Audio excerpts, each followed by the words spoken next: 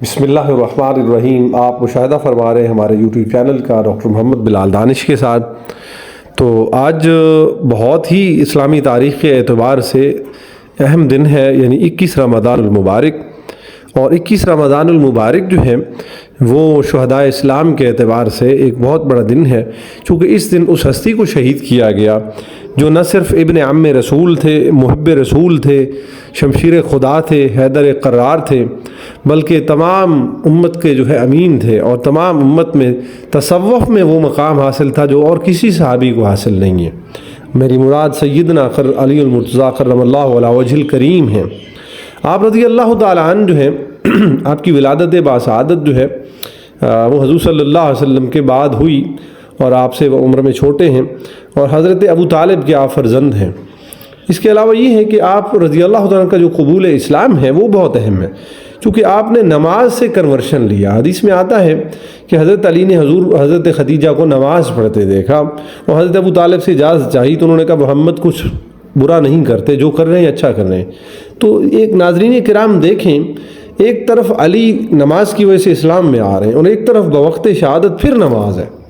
تو ایک مومن کی زندگی یوں کمپلیٹ ہونی چاہیے، نماز مت چھوٹے جو بھی حالات ہوں۔ نماز سے آپ کو بےحد عشق تھا، گرمی کے روزے سے آپ کو عشق تھا، سیرت میں آپ کمال فقر و زہد کے مالک تھے، آپ کی شخصیت میں ناداری کا زمانہ زیادہ رہا ہے، بہت زیادہ مال نہیں رہا۔ حتیٰ کہ چلیں دوبارہ ارتقائی اعتبار سے پہلے وقت میں لے آتا ہوں کہ پھر دیکھیں ڈاکٹر حمید اللہ کہتے ہیں کہ جب اسلام کی دعوت رشتہ داروں میں چلی تو حضرت علی رضی اللہ عنہ کو یہ اعزاز حاصل ہے کہ آپ خود بھی فرماتے ہیں کہ میں نے اول صحابہ میں سے میں ہوں کہ جس نے حضور کے ساتھ نماز پڑھی۔ اسی طرح جب رشتہ داروں کا موقع آتا ہے تو پھر آپ کھڑے ہو جاتے ہیں، ایک دفعہ نہیں، دو دفعہ نہیں، 3 دفعہ آپ نے کہا آمنت بک یا رسول اللہ و اقررت اشہد انک رسول اللہ، کہ میں اقرار کرتا ہوں کہ آپ اللہ کے رسول ہیں، میں ایمان لاتا ہوں آپ پر۔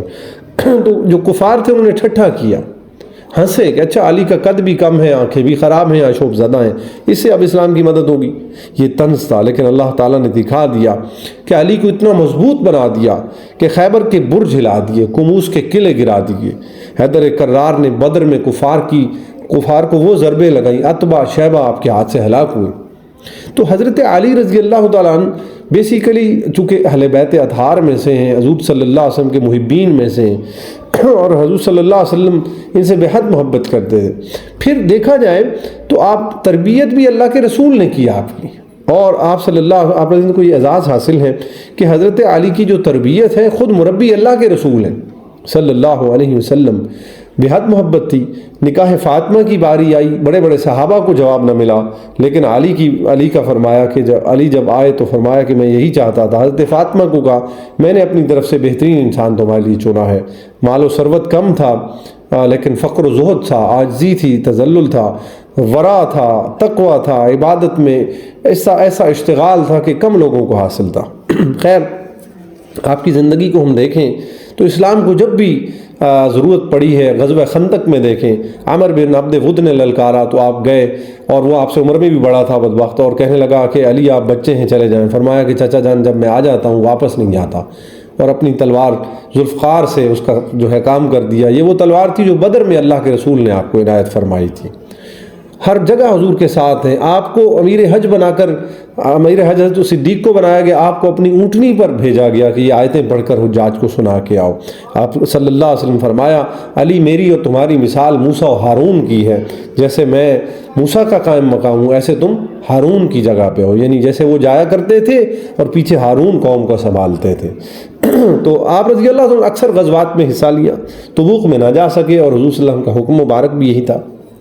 اسی طرح آپ رضی اللہ تعالیٰ نے جو ہے یہود کو خاص طور پہ بہت جو ہے نقصان پہنچایا اللہ کے حکم سے، اور غزوات کی صورت میں ایک مجاہد اور سپاہی اور کمانڈر کی صورت میں بڑے بڑے صحابہ آپ کی بہادری اور شجاعت کے قائل تھے۔ اور روایات میں آیا ہے کہ اللہ تعالیٰ نے آپ کو بہت زیادہ فیصلہ سازی عطا فرمائی، اقضاہم علی، حدیث میں آتا ہے آپ ایسے ایسے فیصلے فرماتے کہ دنیا جو تھی انگشت بدندار رہ جاتی۔ ایک دفعہ آپ کی خدمت عالیہ میں ایک قضیہ آیا، ایک کیس کا فیصلہ فرمائیے، 2 عورتوں کے ہاں بچہ ہوا، اور پتہ نہیں چل رہا تھا، ایک کا لڑکا ہوا ایک کی لڑکی ہوئی۔ تو اب لڑکے عرب کے معاشرے کے مطابق لڑکی کو کوئی پسند نہیں کر رہا تھا، تو ہر دو نے کہا کہ لڑکا ہمارا ہے۔ تو آپ رضی اللہ عنہ نے ارشاد فرمایا کہ دونوں تنہائی میں جاؤ اور اپنی چھاتیوں سے دودھ نکال کے لاؤ۔ تو جو دودھ زیادہ تھا فرمایا لڑکا اس کا ہے، چونکہ اللہ تعالیٰ قرآن میں کہہ رہے ہیں مثل حظ الانثیین۔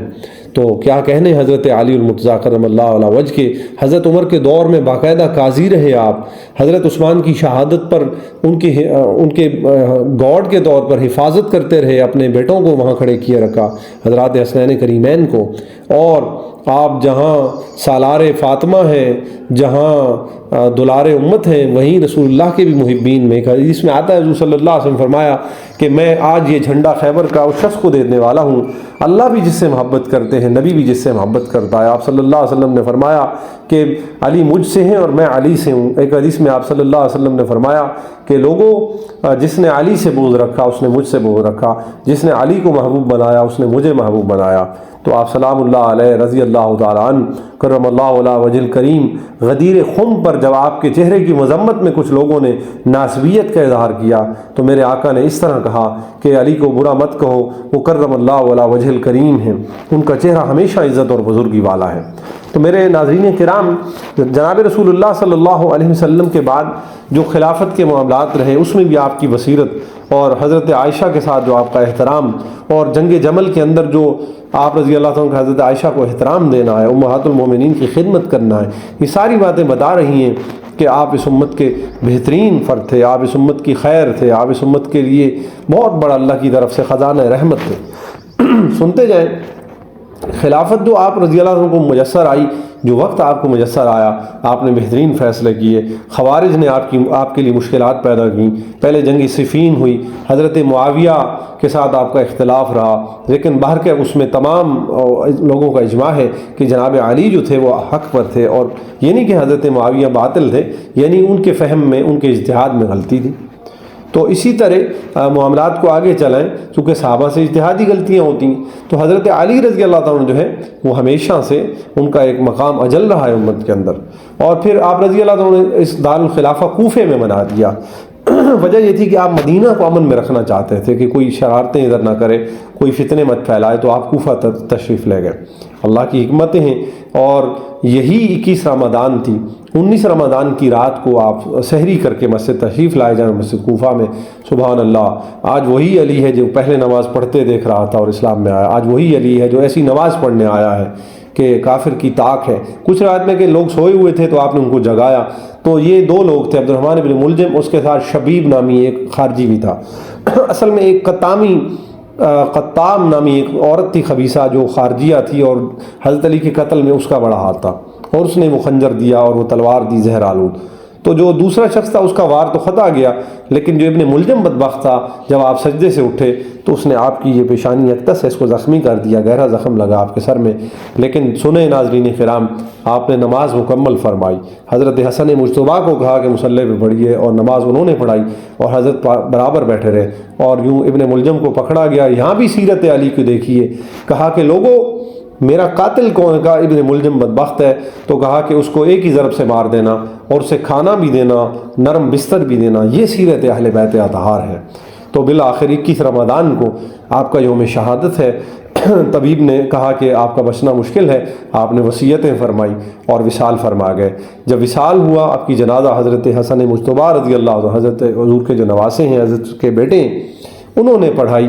اب آپ کی قبر میں اختلاف ہے، 3 اقوال ملتے ہیں۔ ایک جو مشہور قول ہے وہ ہے کہ دار الامارہ میں آپ کی قبر ہے، اور دوسرا قول کیا ہے کہ نجف اشرف میں آپ کی قبر ہے۔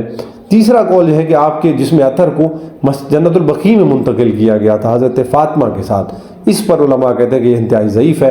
پہلے دو میں سے دار الامارہ کا قول اہل سنت کے ہاں مروج ہے، اور جو نجف اشرف کا قول ہے یہ اہل تشیع کے ہاں۔